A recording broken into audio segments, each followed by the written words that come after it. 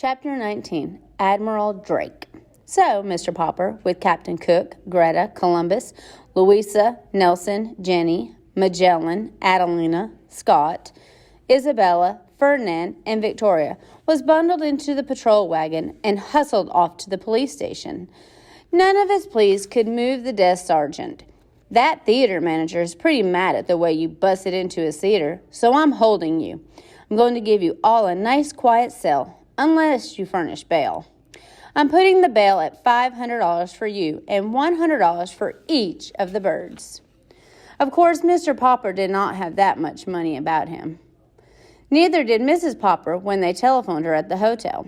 The hotel bill was paid for several days ahead, but she had no cash. The check for the final week's salary was not due until the end of the week. Indeed, it now looked as if the Poppers would never see that check, since they could not get the Penguins out of jail long enough to put on their act at the Royal Theater. If only they could have got in trouble with Mr. Greenbaum, Mr. Popper knew that kind of man would have got them out. But Mr. Greenbaum was somewhere in Hollywood out on the Pacific coast, and the Poppers had no idea how to reach him. It was very dull for the birds in jail. Wednesday came, and there was still no word from Mr. Greenbaum. Thursday, and the birds began to droop. It was soon apparent that the lack of exercise, combined with the heat, might prove too much for them. There were no more tricks or merry games. Even the younger birds sat all day in dismal silence, and Mr. Popper could not cheer them up.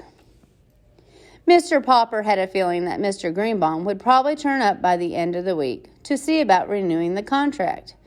But Friday passed without any news of him. Saturday morning, Mr. Popper got up very early and smoothed his hair. Then he dusted off the Penguins as well as he could, for he wanted everyone to look as presentable as possible in case Mr. Greenbaum should appear. About 10 o'clock, there was a sound of footsteps in the corridor and a jingling of keys, and the door of the cell was opened. "You're free, Mr. Popper. There's a friend of yours here." Mr. Popper stepped out into the light with the Penguins. "You're barely in time, Mr. Greenbaum," he was about to say. Then, as his eyes became accustomed to the light, he looked again. It was not Mr. Greenbaum who stood there. It was a great bearded man in a splendid uniform. Smiling, he held out his hand to Mr. Popper. "Mr. Popper," he said, "I am Admiral Drake." "Admiral Drake?" gasped Mr. Popper. "Not back from the South Pole?" "Yes," said the Admiral. "The Drake Antarctic expedition ship returned yesterday.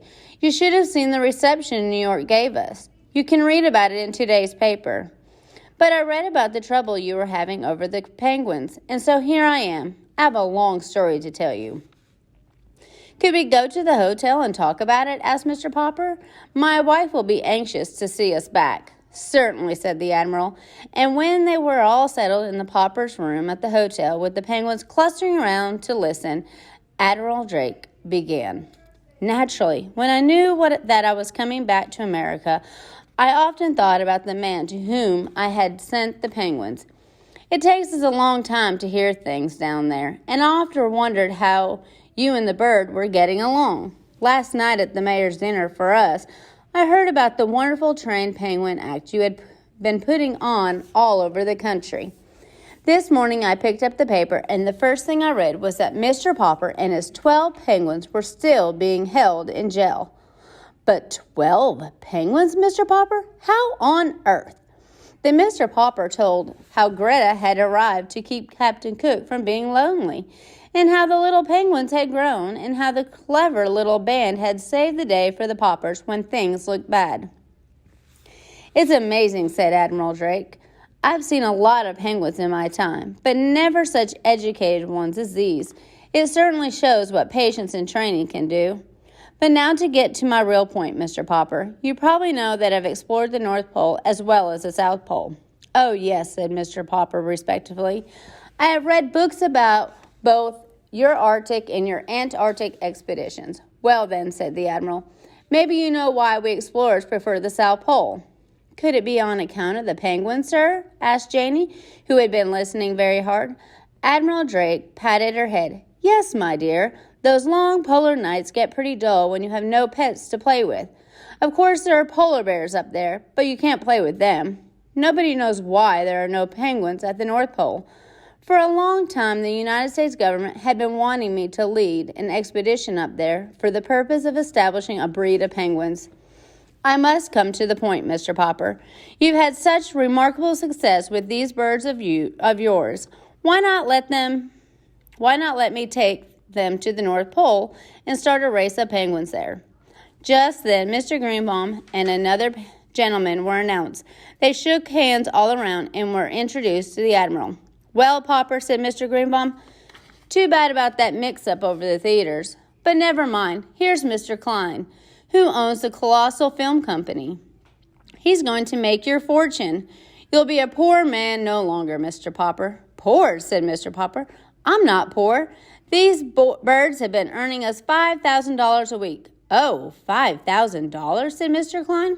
What's that, pin money? I want to put those birds in the movies, Mr. Popper. We've got the story department working on stories for them already.